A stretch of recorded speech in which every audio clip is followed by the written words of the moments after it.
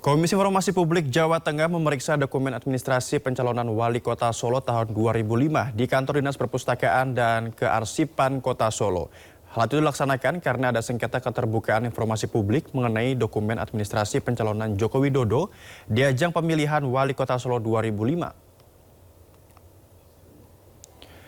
Menurut Ketua Majelis Komisioner Komisi Informasi Provinsi Jawa Tengah Ermi Sri Ardianti, pemeriksaan ini dilakukan untuk menindaklanjuti dalil-dalil yang diajukan dalam sidang sengketa informasi publik terkait ijazah Joko Widodo. Pemeriksaan ini merupakan bagian dari persidangan di sengketa informasi dengan pemohon Muhammad Taufik dan law firm dan termohon pemerintah Kota Solo terkait dengan ijazah Joko Widodo. Dalam persidangan sebelumnya, pihak termohon yakni Pemkot Solo mendalilkan dokumen ijazah yang dimohonkan tersebut tidak dikuasai atau dimiliki oleh lembaga kearsipan daerah maupun dinas perpustakaan setempat. Lakukan kegiatan yang namanya pemeriksaan setempat, ini bagian dari persidangan di sengketa informasi dengan pemohon Muhammad Taufik and law firm dengan termohon pemerintah Kota Surakarta terkait dengan ijazah Bapak Joko Widodo yang dipakai pada saat pendaftaran wali kota ya tahun 2005, karena pada saat pembuktian di persidangan Dinas Kearsipan dan Perpustakaan yang menjadi termohon prinsipal menyatakan bahwa informasi tersebut tidak dikuasai oleh lembaga kearsipan daerah atau Dinas Perpusip, maka kami ingin membuktikan yang didalilkan oleh termohon. Jadi apakah betul tidak dikuasai? Kalau tidak dikuasai kan artinya tidak punya ya. Jadi meskipun dikatakan tidak punya, majelis juga harus membuktikan. Oleh karena itu kita akan melakukan pemeriksaan setempat pada saat sidang yang lalu diputuskan seperti itu, dan hari ini kita hadir untuk memeriksa di Depo Arsip. Ya pemirsa, dalam pusaran kasus ijazah Menko Polhukam 2019-2024 Mahfud MD menyebut pengadilan harus membuktikan terlebih dahulu jika ijazah Jokowi asli. Jika tidak, maka baik kubu Roy CS dan kubu Jokowi tidak akan memperoleh keadilan.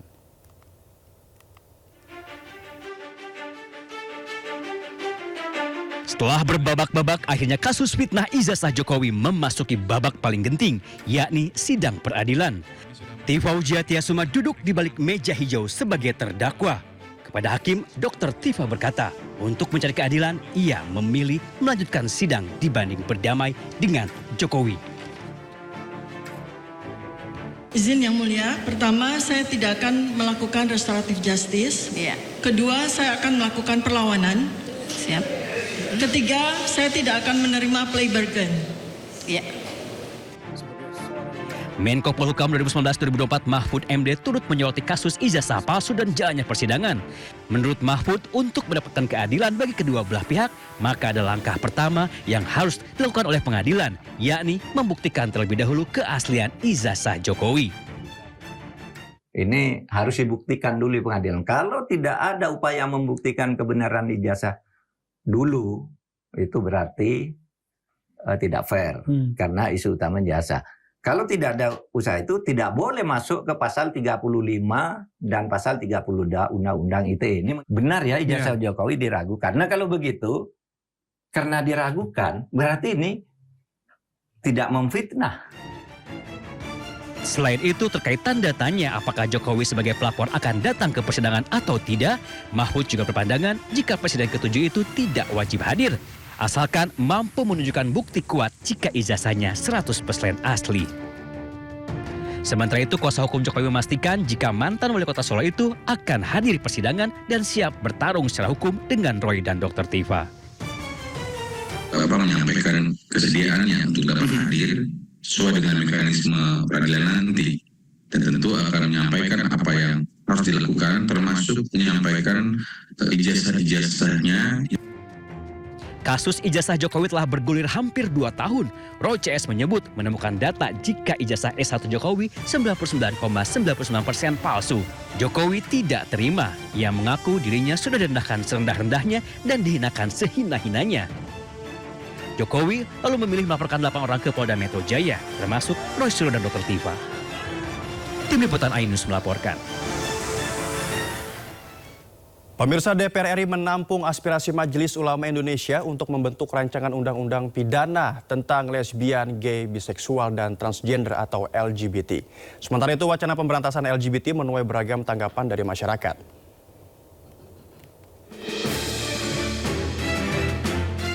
Majelis Ulama Indonesia tengah menggodok naskah akademik dan rancangan undang-undang pidana tentang lesbian, gay, biseksual, dan transgender atau LGBT.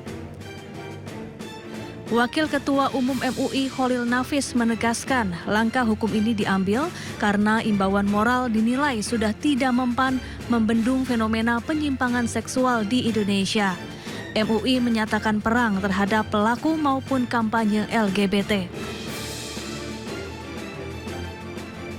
Adapun rancangan undang-undang pidana untuk memperantas perilaku LGBT di Indonesia mendulang beragam tanggapan dari masyarakat. Tanggapan saya sih bagus sih buat kampanye seperti itu karena kita harus gimana ya, harus menormalisasikan jati diri laki-laki gitu kan, jangan jadi kayak boti gitu. Tapi dengan kampanye yang dilakukan juga caranya? Kalau cara kayak gitu 50-50 lah, setuju nggak setuju ya. Karena mungkin bisa menyakiti hati orang lain juga. Jadi dengan kampanye yang disuarakan, setuju saya. Jadi bisa masyarakat bisa mengetahui apa dampak dari bot ini juga dan menjadi integritas kita untuk mengenalkan sebenarnya gender kita itu apa sih. Untuk kampanye berantas boti menurut saya oke ya, since LGBT di Indonesia kan masih belum diperbolehkan ya, masih ilegal. Cuman mungkin caranya kali ya Mas, nggak yang lindas boti atau apa, anarkis banget. Cuman mungkin bisa baik-baik atau pengarahan kayak kalau nemu orang yang agak-agak boti bisa mungkin diluruskan atau dibilang baik-baik gitu. Ya, tapi jangan anarkis juga sih, kan manusia juga ya walaupun boti. Sementara itu DPR telah menampung aspirasi MUI untuk memberantas LGBT dan akan membahasnya. Tim Liputan iNews melaporkan.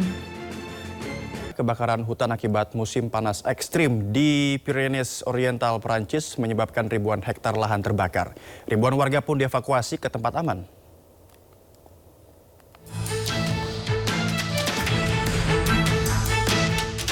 Pemerintah Perancis menetapkan wilayah selatan pada risiko tertinggi pasca gelombang kebakaran hutan melanda pantai Mediterania. Situasi menunjukkan sejumlah pepohonan serta bangunan hangus terbakar. Badan Meteorologi Prancis menempatkan sejumlah wilayah seperti Pyrenees Oriental, Aude, Iro, Vaucluse, serta Bouches-du-Rhône pada level merah dengan resiko kebakaran hutan yang sangat tinggi. Menurut laporan, 1.500 orang dievakuasi ke tempat yang lebih aman. Quartier. Il y a eu une petite reprise de feu juste en face de chez moi en fait. Là où ça a déjà brûlé. Là où ça a déjà brûlé, voilà.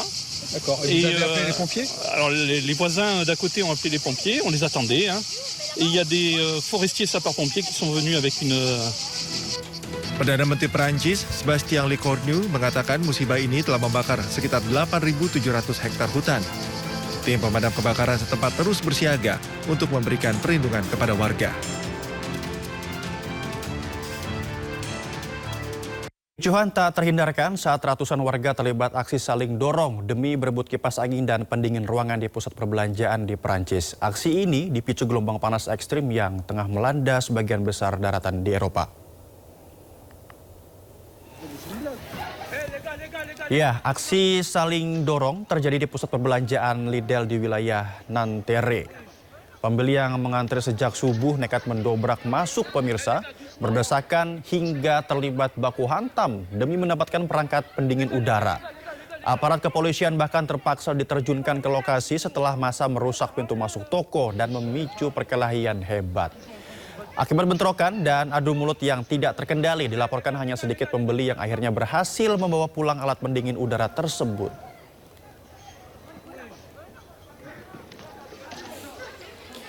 Sejumlah bangunan di Yuncheng, China menyemprotkan air untuk meredam suhu panas ekstrim di wilayah itu. Penyemprotan membuat aktivitas warga tetap normal di saat suhu panas. Amerika Serikat tak luput.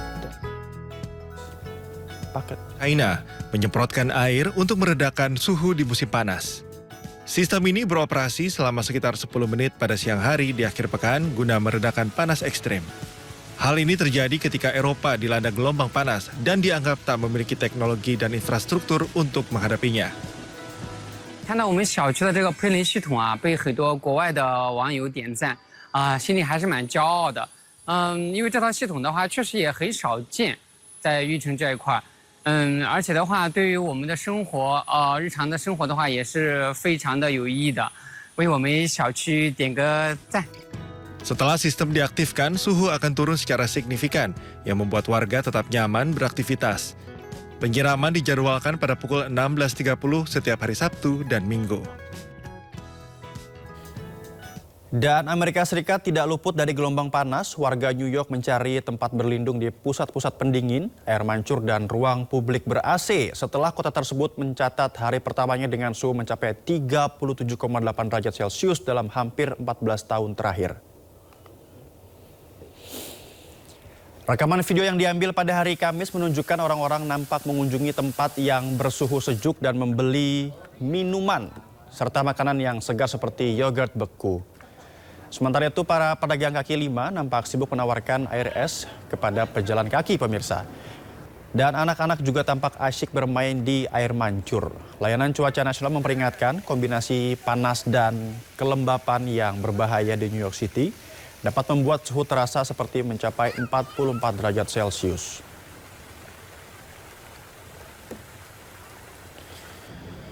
Di tengah luka dan kehancuran akibat gempa bumi, sebuah restoran cepat saji di Venezuela berubah menjadi garda terdepan penyelamatan. Tempat yang biasanya melayani pelanggan, kini disulap menjadi klinik darurat yang menyelamatkan ratusan korban dan menyalurkan bantuan kemanusiaan.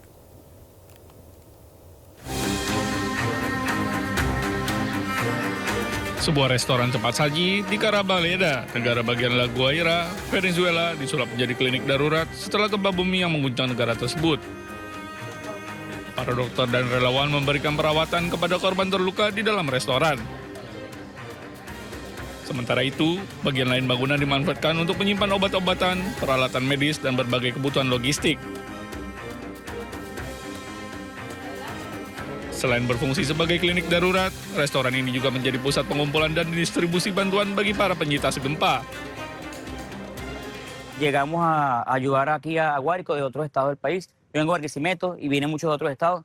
Nos reunimos en este punto por simplemente una casualidad que queríamos ayudar a unas personas aquí. Colocamos una pequeña tabla de madera con unos medicamentos y una lona amarrada con unas cuerdas que estaban por aquí mismo y comenzamos un pequeño centro médico.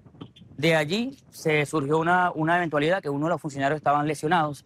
Los atendimos y los mismos funcionarios después que los atendimos nos ayudaron a despejar la zona que estaba por acá con mucha ropa abandonada y eso, y empezamos a hacer atención médica mejor. Y luego nos dijeron que si podíamos buscarle un lugar más seguro, y ellos nos dicen que podríamos intentar entrar al McDonald's, que estaba ya saqueado, ya estaba destruido la parte interna, o sea, saqueado, y nos prestaron el apoyo.